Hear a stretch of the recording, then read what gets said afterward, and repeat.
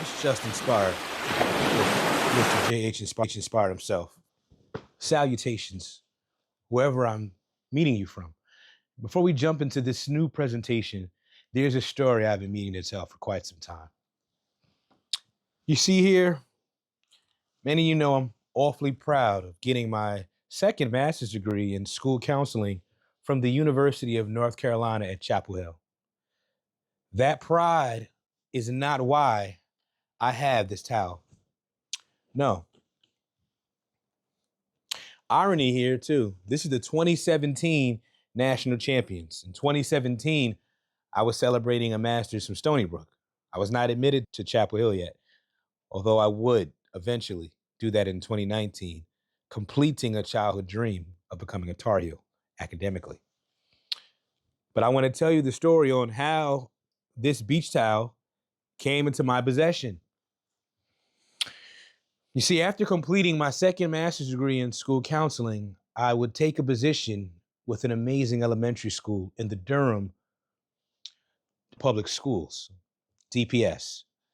I worked with Eno Valley Elementary, an amazing elementary where I single-handedly supported 600 kids, K through 5, pre-K through 5, excuse me, but amazing young people, every single one of them.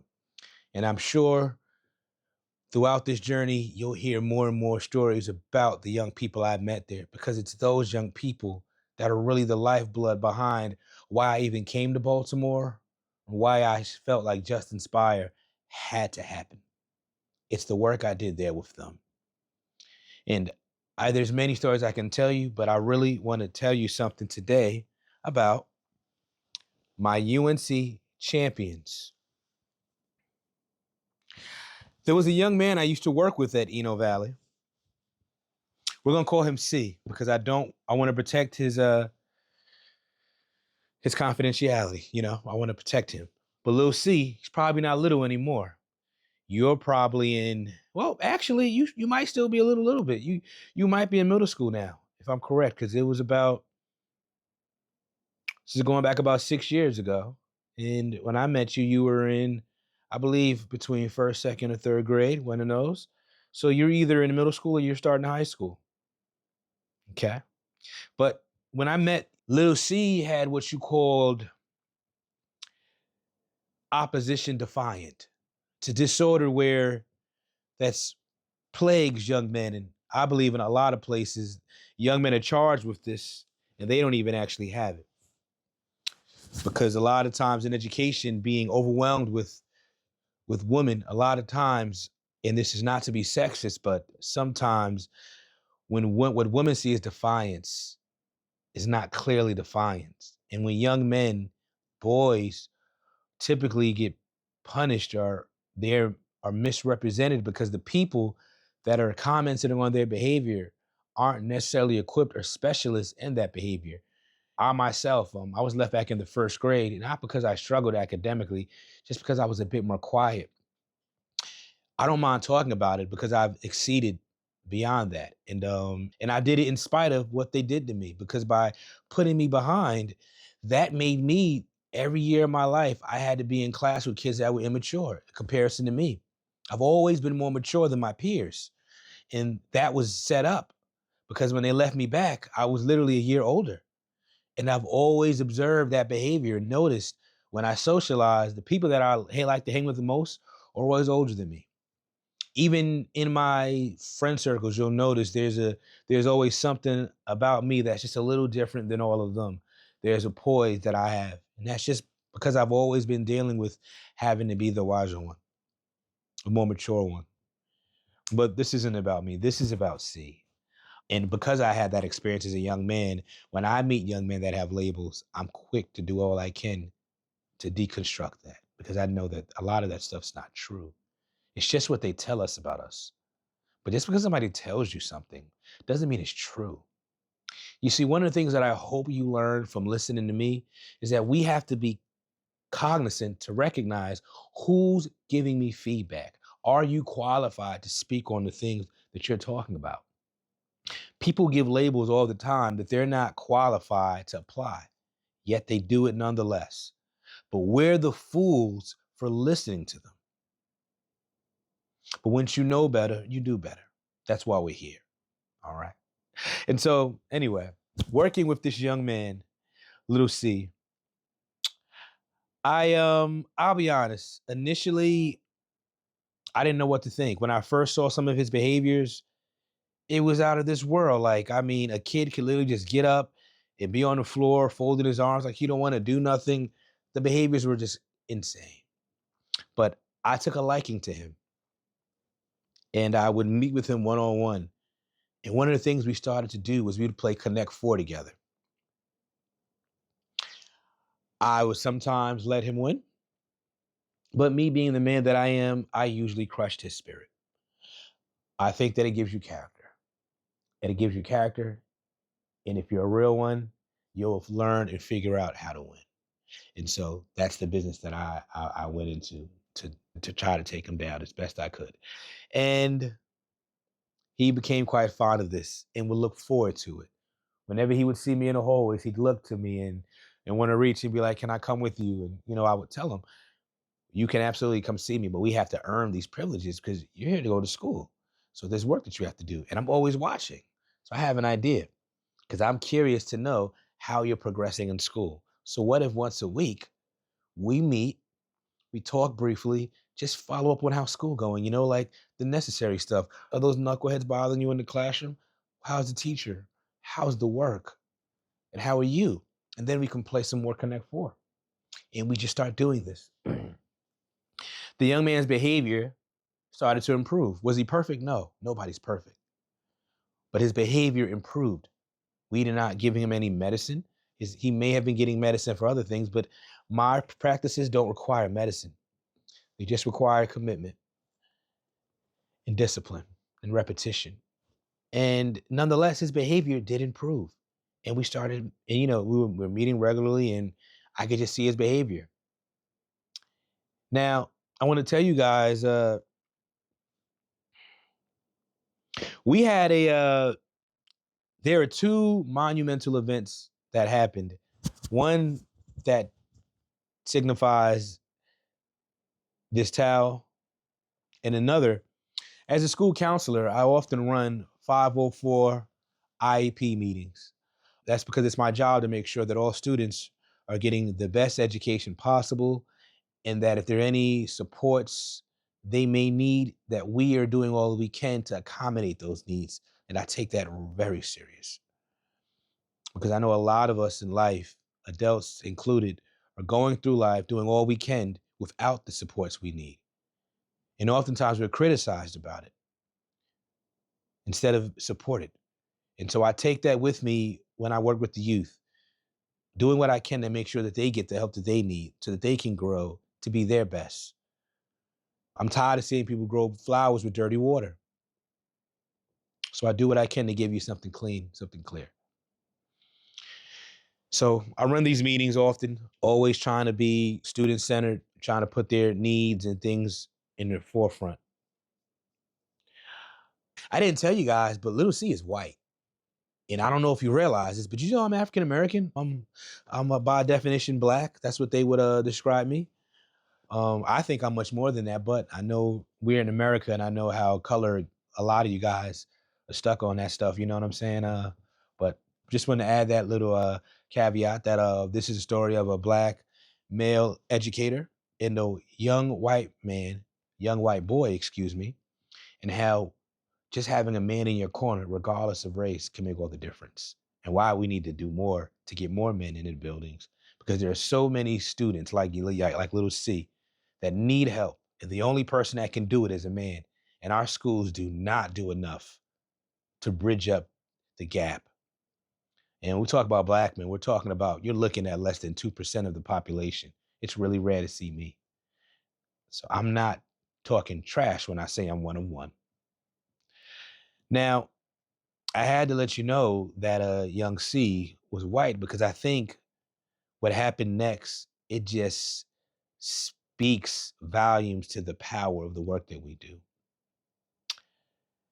At the start of the meeting, Little C's father asked if he could have permission to speak freely. He had some things he wanted to get off his chest. Now I'm gonna be honest, guys. I know I said I don't do the race thing. I can acknowledge who I am, and I can acknowledge who you are too. I assure you that.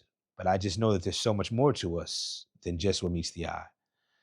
But I say that to say, I work in carpool also, which is important to me. I greet the parents and I take the kids from school and put them into their vehicles to go home. I think it's one of the most noblest, most important jobs in the school day.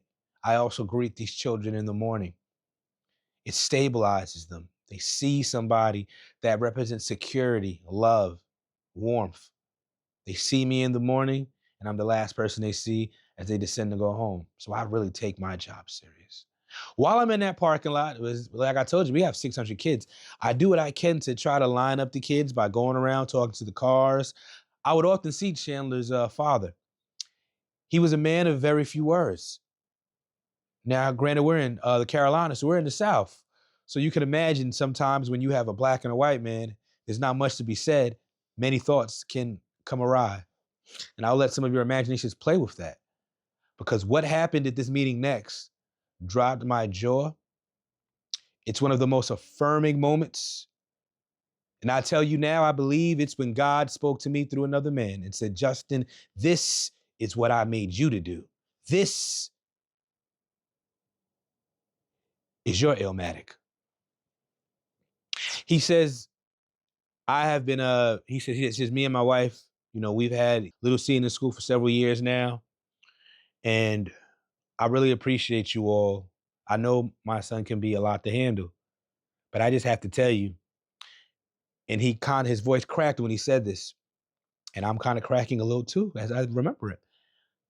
So in all my years of work with my son in school, I've never seen my son so excited, so jubilant to come into your school. And it's because of one man.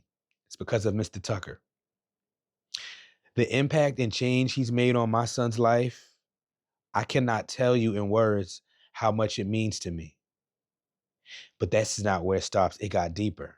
This man would then go say this: Mr. Tucker is my son's father in that building. My son does not stop talking about him every day. We love and we thank so much for Mr. Tucker, what he does. I was speechless. I'm almost speechless now, remembering it.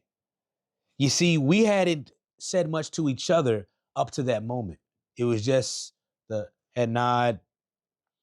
And, I could identify who he was. With the school that I worked in, I could pretty fast tell he was Chandler's father. C's father. Oops. And so that was so gratifying to me. You see, when you work in a school, I tell people all the time, sometimes I see the people that get the awards, that get the accolades, that get acknowledged. A lot of the people that do the real work, that get this thing going, they don't get the applause. They don't always get acknowledged. And that's unfortunate. But on this day, that father made sure that I got something. I needed that. We all need reminders to make sure we're here. Some of us, because some of you, I think, are fine being in the matrix and just going to work and doing whatever, living a meaningless life. And, more power to you. But a lot of us have this drive, this burning desire, this hunger for more. And you're looking at one of them. That's why Just Inspired Mentoring is all about engaging with you and helping you make sense of this. What do you hunger for? And so again, with him putting those words on me and telling me that I represent for the family a father figure for this young man, we ran the meeting.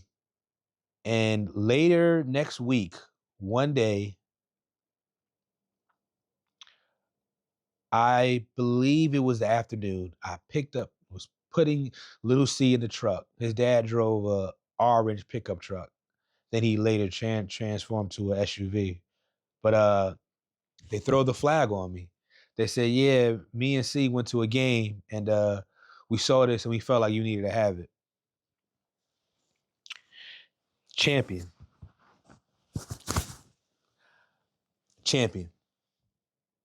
What I am in education, what I am to boys to men, all ages, colors, creeds. I am your champion. And I keep this towel around always to remember that. Somebody that didn't even look like me could see it in me. And I think that's when you know you radiate. I want to be your champion. Your champion mentor. That's what I'm here to do. Thank you. This was story time. Now, let's talk about today's agenda. I'm still trying to figure out a name for this. I think I'm going to call it Just Inspire Today. The goal for this will be kind of like a little news show. I'll pull up some current articles that I find to be intriguing. We'll discuss those. I'll share some important history. Give you a word of the day. I'll make sure to share a concept of personal growth. Tell you some tales that can relate to mentoring. Tie in some pop culture. Monthly themes. This is January, new year, new me, right? That's kind of the theme right now. And of course, upcoming events. Like, be on the lookout. We're going to be dropping an event link soon for Nightclub. Nightclub is coming to Baltimore, Maryland, right here. Will only be 10 slots, 10 limited slots. But we are coming. So be on the lookout for that. All right. And of course, a call to action. Currently, we are halfway through the 2025-2026 school year. And as I told you guys back in December, my mentee secured a full ride to Columbia University. I'm still eagerly looking to support more young people. All right. And when it comes to college and career, you don't have to be a young man. Young lady, if you really need support with your college and with your college applications, I'd love to help you as well. All right. I am absolutely looking for some mentees. So please, if you're watching this video, don't just like it. Check out the community. Let's get in touch. You can you can find me on Instagram. That's probably the fastest way to get in contact with me. All right. So send me a DM and let's talk about it. How can we work together?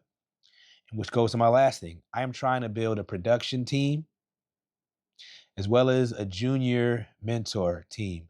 So I'm looking for some people to work with. Literally. We have a website we need to clean up. I want to get some more youth involved. Like this whole production going on right now is just me. I love to have some young people helping me do this. A cameraman or a camera woman, some lights, some sound people. Let's do some cool stuff.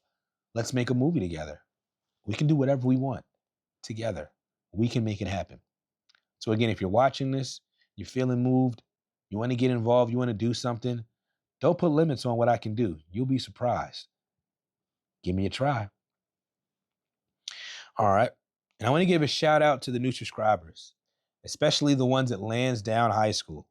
Guys, it means a lot to me, not just to be your college professor, but also to be a person of influence that you can look to for knowledge, hopefully humor, and just growth and development. I mean it sincerely. If anything I can do to help you, let me know. You'll be surprised. Let me know. There are people in this world that really want to help you. You're looking at it. Just let me know. I also want to give a shout out to the Morgan State Toastmasters. Some of you guys have recently joined the channel as well. I hope you guys enjoy, and I hope you can see the work that we're doing together at Toastmasters and how that's showing up and how I show up on camera here. So thank you as well. Guys, we're a long way to 1,000. We can do it. We can do it overnight. All right. I want to do this full time, nothing else. That's my goal. Just mentor and make content for you. Help me make that a reality. And that kind of wraps our first segment of Just Inspire Today. Thank you so much. Be on the lookout. Please like, subscribe. Guys, if I can get this channel over 1,000 subscribers and we get into the monetization program, We can use the monies that we make from YouTube to grow and develop not only this channel, but the Just Inspire mission.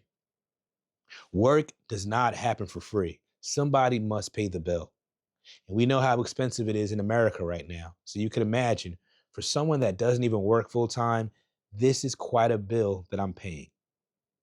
But nonetheless, I'm here. I'm in this fight. But I'm asking you, help me. Give me the tools so that I can make this fight really count. Right now, I just need people to help me run up the subscribers, view the content. It's good content. We're not making crap. We're not running up any memes, or we're talking real stuff that can help you. So guys, I hope you enjoyed. Thank you so much for watching.